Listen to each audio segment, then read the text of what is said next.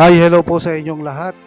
Nagulantang ho ang buong mundo nito hong madaling araw ng Sabado dahil ho sa nangyaring pagsugod ng military ho ng United States of America sa siyudad ho ng Caracas sa bansa hong Venezuela. So yan ho ang breaking news na nakakagulat at nagulantang ho ang buong mundo. So yan ho ang ating pag-usapan ngayong araw na ito. Nagbabalik ho muli ang aking YouTube ho na Eric's Vlog.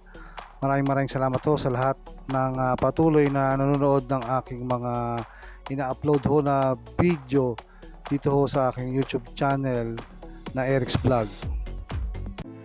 So yun na nga ho, nagkaroon ho ng pag-strike itong military ho ng United States of America dito ho sa syudad ng bansang Venezuela sa Caracas.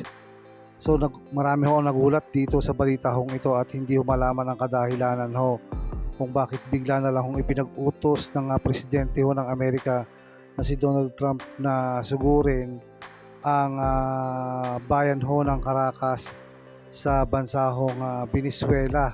At kasabay ho ng ulat na ito ay inaresto rin ho ang presidente ng Venezuela na si Nicolas Maduro, kasama na ho yung kanyang asawa. So yan ho ang ating nabalitaan dyan ho sa pangyayaring yan, kasabay ho ng pag-atake ng Amerika sa mga military facilities ng bansa hong Venezuela.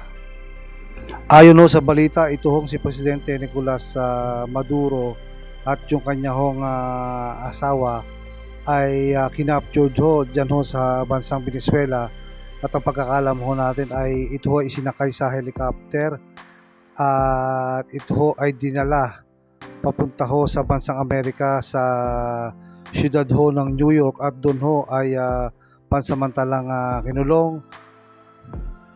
Ayon ho sa balita, ang pag-capture daw ho kay Presidente Nicolas ay may kaugnayan ho sa kinakaharap niya hong kaso tungkol sa narco-terrorism conspiracy, sa cocaine importation conspiracy, possession of machine guns and destructive devices, conspiracy to possess machine guns and destructive devices against the United States. So yan ho ang napabalita na ulat kung bakit ho inaresto o kinaptured ito hong presidente ng Venezuela na si President Nicolas Maduro, kasama na ho yung kanyang asawa.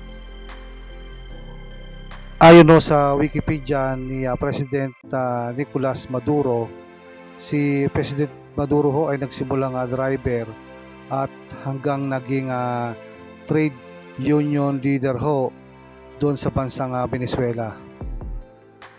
At noon naman hong 2006 hanggang 2012, ito hong si Nicolas Maduro ay naging Minister of Foreign Affairs ng bansa hong Venezuela. At noon naman hong taong 2012 to 2013 ay Vice Presidente ho ng bansang Venezuela itong si Nicolas Maduro, at ang presidente ho ng mga time ho na yon ay si Hugo Chavez. At sa biglahong pagkamatay ng presidente ho na si Hugo Chavez ay naging presidente ho itong si Nicolas Maduro noong taong 2013. At pagsapit ho ng taong 2014 ay marami na hong tao ang nagpoprotesta dahil sa iba't ibang kadahilanan sa pamumuno ho nitong si Nicolas Maduro. Isa na nga ho dyan ay ang decrease ng standard of living ho sa bansang Venezuela. At pagsapit naman ho ng 2018 ay muli hong nahalal itong si Nicolas Maduro bilang presidente ho ng Venezuela. At ito hong nagdaang araw ng Sabado, January 3, 2026 ay kinaptured ho o hinuli na ng Amerika itong si President Nicolas Maduro, kasama na ho ang kanyang asawa, dahil sa mga kasong kinakaharap nito hong si President Nicolas Maduro na may kaugnayan ho sa human trafficking at saka ho sa droga.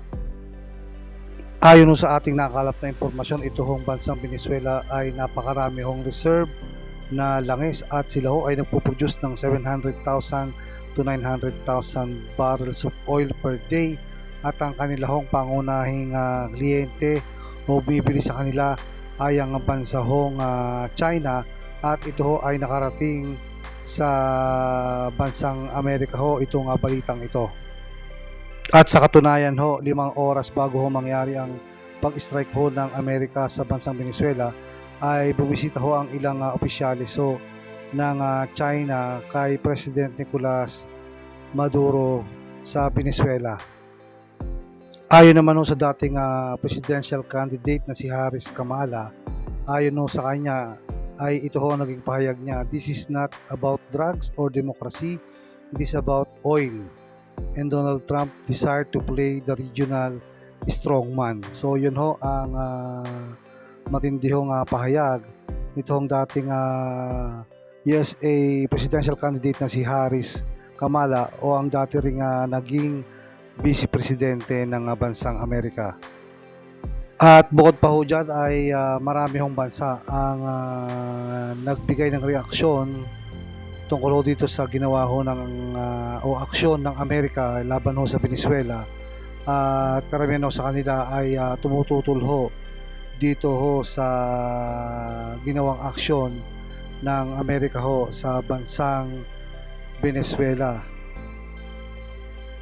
At para ho sa aking pananaw ay hindi ho maganda ang nangyari hong ito, dahil basta-basta na lamang ho lumulusob ang bansang Amerika at lumalabas ho na kayang-kaya pala niyang sugurin at ang iba hong mga malalaking bansa at superpower. Dahil ho sa pangyayaring ito ay marami ho ang naaalarma tungkol dito ho sa aksyon na ginawa ho ng Amerika. So hanggang dito na lang po muna ang ating vlog ho na may kinalaman ho dito nga ho sa nangyaring pagsugod ng bansang Amerika ho ng kanilang military sa bansa hong Venezuela, at ang paghuli ho sa presidente na si Nicolas Maduro at ang kanya hong asawa.